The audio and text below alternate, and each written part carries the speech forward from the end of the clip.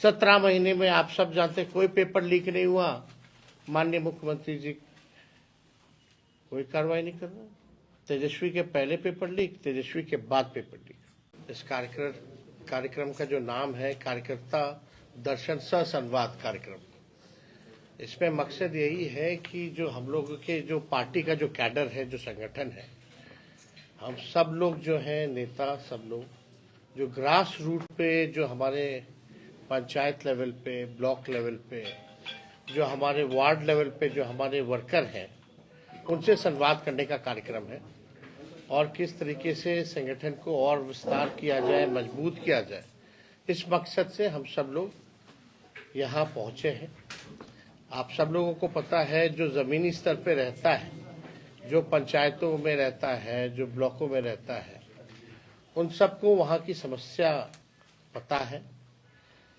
फायदा होता है कि पूरी तरीके से कार्यकर्ताओं से तो मुलाकात होती है, साथ ही साथ उस पंचायत की, इस बूथ की क्या समस्या है, क्या दिक्कतें आती हैं, इस पे भी हम लोगों को जानकारी और फीडबैक जो है माननीय कार्यकर्ता सब लोग देने का काम करते हैं।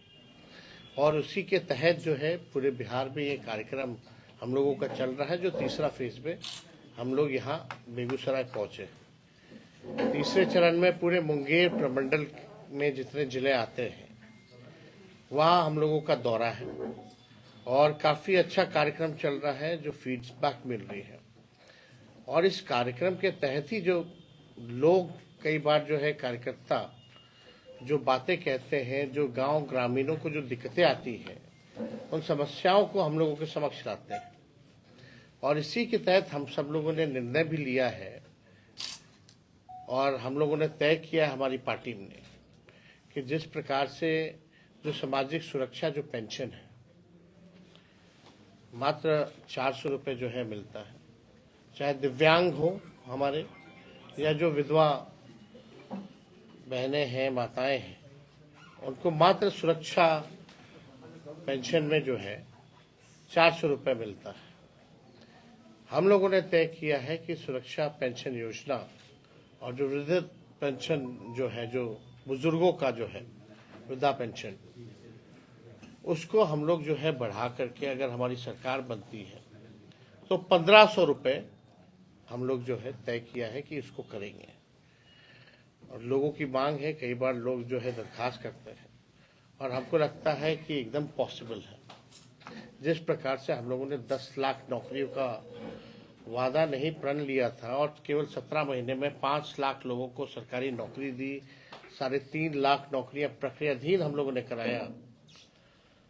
और उस समय हमारे चाचा माननीय मुख्यमंत्री जी कहते थे कि असंभव है 20 में, कहाँ से लाएगा पैसे। लेकिन उन्हीं के हाथों हमने 5 लाख लोगों को नियुक्ति पत्र वितरण कराने का काम किया। बिहार गरीब राज्य है, पिछड़ा राज्य है, गरीबी है, पलायन है, महंगाई से लोग जो है परेशान हैं, बेरोजगारी सबसे बड़ा जो है मुद्दा है। इसके तहत जो है हम सब लोग बिहार घूम रहे हैं और लोगों से फीडबैक ले रहे हैं। पता चल रहा है कि लोग जमीन सर्वे से जो लोग हैं परेशान हैं, स्मार्ट मीटर बिजली के बिल से लोग जो है परेशान हैं। और हम लोगों को तब एहसास हुआ कि इसमें हम लोगों को सदन से सड़क तक आवाज़ उठाना चाहिए। स्मार्ट मीटर के तहत हम लोगों ने सदन में भी इस सवाल को उठाया और सड़क पर भी इस सवाल को उठाया। और हम लोगों ने कई बार कहा है कि 200 यूनिट फ्री बिजली अगर हमारी सरकार बनती है तो 200 यूनिट फ्री में बिजली हम लोग देंगे। और यही नहीं करेंगे, अभी हम लोगों की कोशिश भी होगी कि अभी जो मौजूदा सरकार है उससे भी 200 फ्री यूनिट बिजली जो है हम लोग दिलवाने का काम करें। और मुझे लगता है कि इसमें हम विपक्ष मजबूर करेगा सरकार को कि किसी भी हालत में 200 यूनिट फ्री बिजली लोगों को मिले और स्मार्ट मीटर से भी जो परेशानी जो लोगों को हो रही है इस समस्या का हल हो। देखिए, हम लोग मुद्दे की बात करते हैं, पढ़ाई, दवाई, कमाई, सिंचाई, सुनवाई और कार्रवाई वाली सरकार चाहते हैं। माननीय मुख्यमंत्री जी का इकबाल जो है अब खत्म हो चुका है। अब माननीय मुख्यमंत्री बिहार नहीं चला पा रहे हैं, थके हुए हैं। कुछ चंद अधिकारी हैं, कुछ चंद उनके आसपास जो लोग हैं, उनका चेहरे का केवल इस्तेमाल कर रहे हैं। भाषण देने से भी मना कर दिया गया। पूरे विधानसभा सत्र में जो अभी सत्र हुआ था, एक शब्द भी दोनों सदन में, चाहे विधानसभा हो या विधान परिषद हो, एक शब्द भी माननीय मुख्यमंत्री जी ने गंभीर विषयों पर कोई बात सदन में नहीं कहा। ये पहली बार ऐसा हुआ। ये क्यों हुआ है, क्या है? मुख्यमंत्री सदन के नेता होते हैं, सबकी अपेक्षा होती है, उम्मीदें होती है कि गंभीर से गंभीर मसले, जो जनता की जो समस्याएं हैं या जो विपक्ष जिन मुद्दों को उठा रहा है, उस पर कुछ वक्तव्य दें। लेकिन माननीय मुख्यमंत्री जी हर एक इशू पर उन्होंने चुप्पी साधी हुई है। अब वो बोलने नहीं दिया जा रहा है या क्या कारण है, ये तो वही बता पाएंगे। लेकिन हम सब लोग देख रहे हैं कि जिस हिसाब से प्रशासन चल रहा है, पूरे बिहार में अफसरशाही जो है लागू हो चुकी है। ब्लॉक थाना चले जाइए, भ्रष्टाचार ही भ्रष्टाचार है। बिना घूस के कोई काम नहीं हो रहा। अपराध जो है लगातार जो है बढ़ता जा रहा है। अपराध का तो हम लगातार जो है बुलेटिन जारी करते हैं। कितने वारदात हो रहे हैं, हत्या, लूट, अपहरण, रेप जैसे मामले हैं, लेकिन पुलिस जो है पूरी तरीके से फेल हो चुकी है। कोई भी पीड़ित परिवार है या पीड़ित व्यक्ति है, उसको इंसाफ ये लोग नहीं दिला पा रहे हैं। इन्वेस्टिगेशन के नाम पे जीरो है। कोर्ट जाते जाते तो जो अपराधी भी होता है वो भी बरी हो जाता है। ये स्थिति बनी हुई है। तो पूरे बिहार में आप देखिएगा, मौजूदा जो सरकार है, हम लोगों की अपेक्षा थी चलो भाई माननीय मुख्यमंत्री जी अब जो है इतनी सीटें ले आए कि मोदी जी प्रधानमंत्री बन गए। आज भी देखिएगा कि जो समर्थन जो नीतीश कुमार जी का है, समर्थन के अब तो सरकार के पार्ट है। अगर बिहार ने इतना वोट, इतने एमपी मोदी जी को दिए लगातार 3 टर्म से, 3 बार लगातार, बिहार को इसके एवज में क्या मिला? यही माननीय मुख्यमंत्री जी बोलते थे विशेष राज्य का दर्जा देंगे, मांग करते थे। हम लोगों की पुरानी मांग थी पार्टी की। उसके बाद माननीय मुख्यमंत्री जी क्या क्या सदन में हो या दिल्ली भी गए, किस लिए गए थे? बिहार को विशेष राज्य का दर्जा के लिए। अब कौन देगा विशेष राज्य का दर्जा? सरकार में बैठे हुए कौन? वही बीजेपी के लोग। उन्होंने तो मना कर दिया, विशेष राज्य का दर्जा नहीं देंगे। आज नीतीश कुमार जी की ऐसी स्थिति है, अगर अब नहीं विशेष राज्य का दर्जा दिला पाएंगे, क्योंकि भारत सरकार जो है उन पर निर्भर कर रहा है, तब कब दिला पाएंगे? आज जो स्थिति है, तो बिहार के साथ जो पक्षपात हो रहा है, सौतेला व्यवहार हो रहा है, कई केंद्रीय योजनाओं में कटौती हो रही है, इस पे खामोश है। हम लोगों ने जो आरक्षण की जो सीमा जो बढ़ाई थी, जाति आधारित गणना के बाद 65% हम लोगों ने किया, 10% EWS का रखा, यानी 75%। हम लोग चाहते थे इसको शेड्यूल 9 में डालना, लेकिन यहाँ कोई सुनने वाला नहीं है। भाजपा के आते ही जो है ये खत्म कर दिया गया है।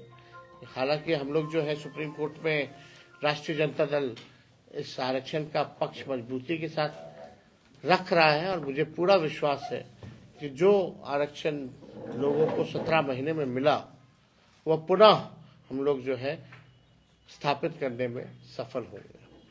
तो इस सारी इश्यूज को लेकर के हम लोग जो है सरकार से भी सवाल पूछते हैं, जनता की समस्या को भी उठाते हैं। जो जनहित के काम है वो हो, लोगों को लाभ पहुंचे, बिहार हमारा आगे कैसे बढ़े, तरक्की हो, लेकिन कोई विजन नहीं है बिहार सरकार का। आप बताइए कि एनडीए की सरकार बनी तो कौन सी योजना है जो इन लोगों ने लाया है? बीजेपी आई, उनकी कौन सी योजना आई है? ये तो वही घिसा पिटा सरकार जो है चल रहा है। हम लोग आए तो आईटी पॉलिसी बनाए, हम लोग आए तो स्पोर्ट्स पॉलिसी बनाए, हम लोग आए तो टूरिज्म पॉलिसी हम लोगों ने बनाने का काम किया। हम लोग 17 महीने थे तो 50,000 करोड़ का एमओयू निवेशकों से साइन करवाने का काम किया। आरक्षण बढ़ाया, जाति आधारित गणना कराई, नियोजित शिक्षकों को हम लोगों ने 4.5 लाख जिनकी संख्या थी उनको राजकीय कर्मी का दर्जा दिया। स्वयं सहायता समूह, तालमी मरकज से लेकर विकास मित्र, टोला सेवक, आशा, ममता, सबके मानदेव को हम लोगों ने दुगुना किया। हम लोगों ने 5 लाख नौकरियां तो दी ही दी, 3.5 लाख प्रक्रियाधीन कराया। 17 महीने में आप सब जानते कोई पेपर लीक नहीं हुआ। माननीय मुख्यमंत्री जी कोई कार्रवाई नहीं कर रहा। तेजस्वी के पहले पेपर लीक, तेजस्वी के बाद पेपर लीक। अभी सीएचओ का हुआ पेपर लीक, 2000 पद जिसको हमने सृजित कराने का काम किया था, उसमें भी पेपर लीक। नीट में पेपर लीक, कोई परीक्षा हो पेपर लीक, लेकिन कार्रवाई किस पे हो रही है? तो पूरी तरीके से माफियागिरी जो है, बिहार सरकार पूरा माफियाओं को संरक्षण दे रहा है, काम कर रहा है। लोग परेशान हैं, नौजवान, बूढ़े, महिला, बच्चे, सब इस सरकार में जो है परेशान है। तो हम लोगों को, विपक्ष के लोगों की और जिम्मेदारी बनती है, बड़ी जिम्मेवारी है कि इसको बखूबी किस प्रकार से हम लोग निभाएं। और उसी सिलसिले में यात्रा होने से लोग, पंचायत के लोगों से मिलने पे जो हमारे वर्कर हैं या बूथ स्तर के हैं, तो ऐसा पहले कार्यक्रम नहीं था। जनसभाएं होती रहती है, रैलियां होती रहती है, चुनावी सभा होती है, लेकिन ओरिजिनल जो फीडबैक है वो नहीं हो पाता। माननीय मुख्यमंत्री जी संवाद पे निकल रहे हैं, यात्रा पे, और 250 करोड़ रुपए जो खर्च कर रहे हैं अपनी जनता से बात करने के लिए, आपको 250 करोड़ रुपए चाहिए। ये कहां से है? कहां 250 करोड़ रुपए कहां खर्च होगा? ये यात्रा नहीं, ये बल्कि भ्रष्ट अधिकारियों की, भ्रष्टाचार का छूट की यात्रा है। ये स्थिति बनी हुई है। अरे मुख्यमंत्री हैं, अपने जनता मालिकों से बात करने के लिए क्यों पैसा चाहिए 250 करोड़ रुपए? आप कहते हो बिहार गरीब राज्य है और अपने यात्रा पे 250 करोड़ रुपए खर्च करा रहे हैं। और ये भी नहीं कि हर जिले जा रहे हैं। मान लीजिए मुंगेर आए हैं तो खगड़िया, बेगूसराय के लोगों को बुला लिया, और जाने वाले कौन लोग हैं, कितने लोग हैं? 1-2 घंटे में क्या 3 जिलों के लोगों की समस्याएं हल हो जाएंगी? सबसे बात हो जाएगी। 3 जिले का 1 घंटे में आप निपटारा कर दीजिएगा, 250 करोड़ रुपया खर्च किस चीज के लिए? ये तो हम लोग जानना चाहते हैं। बिहार के गरीबों का, जनता का पैसा है, ये कहाँ खर्च कर रहे हैं? तो ये सारे मुद्दे हैं जिसको लेकर के हम लोग सब लोगों से बात कर रहे हैं, और जहां भी जरूरत पड़ रही है हमारी पार्टी सब लोगों के साथ खड़ी है। आंगनबाड़ी बहनें जो हैं वो उनकी समस्याएं हैं, और हम लोग जरूर उनकी समस्याओं का निदान कराने में सफल रहेंगे आगे। तो और कोई सवाल अगर आप लोगों का होगा तो पूछ सकते हैं। बिहार के सरकारी कर्मचारी पुरानी पेंशन के लिए आपकी तरफ देख रहे हैं। हम तो सदन में ही बोले थे कि भाई ओल्ड पेंशन नियम जो है वो लागू किया जाए, और ये तो हमारे मैनिफेस्टो में है। और जब हम लोगों की सरकार बनेगी तो ओल्ड पेंशन नियम को हम लोग जरूर लागू करेंगे। और कोई सवाल आप लोग का? किसानों का आंदोलन शुरू हो गया है, एमएसपी को कानूनी दर्जा देने की मांग को लेकर फिर से किसान कुछ कर रहे हैं, इसको देखिए सही मूल्य तो मिल नहीं रहा। ये तो मोदी जी से पूछना चाहिए कि 22 तक सबका आय दुगुना कर देंगे, 24 हो गया, तीसरा टर्म चला रहे। बताइए कौन से किसान का आय दुगुना हुआ? लागत आप देख रहे हैं, जितना महंगा हो गया है सब चीज, महंगाई से लोग परेशान हैं। किसानों का कर्ज तो माफ नहीं होता, लेकिन पूंजीपतियों का कर्ज माफ हुआ मोदी जी के राज में। किसान आंदोलन दिल्ली में हुआ, हरियाणा में हुआ, पंजाब में हुआ। एक बार भी माननीय मोदी जी प्रधानमंत्री किसानों से बात किए, चर्चा किए? कोई चर्चा नहीं, कोई बात नहीं। और मंडी तो माननीय नीतीश कुमार जी ने खत्म किया बिहार से। ये व्यवस्था जो थी पहले, क्या लाभ हो रहा है, नुकसान हो रहा है, आप लोग के सामने है। ये तो भारी डबल इंजन की सरकार नहीं है, भ्रष्टाचार और अपराध में की सरकार है। एक इंजन भ्रष्टाचार और एक इंजन जो है अपराध, यही सरकार। क्या कहना है? ईवीएम से बहिष्कार कर रही कांग्रेस के, ईवीएम से चुनाव हम लोग नहीं चाहते हैं, बैलेट पेपर से हो। अब ईवीएम हो कुछ भी हो, आप सरकारी संस्थाएं जितनी हैं उन सबको तो हाईजैक बीजेपी ने कर लिया है। जितने भी आप देखिएगा संवैधानिक कॉन्स्टिट्यूशनल इंस्टीट्यूशंस जितने हैं, कोई फेयर काम कर रहा है क्या? मोदी जी के हिसाब से चलते हैं लोग। यूपी का चुनाव की तारीखें बदल दी जाती हैं, बाई इलेक्शन जो हुआ, ऐसा कभी हुआ था क्या?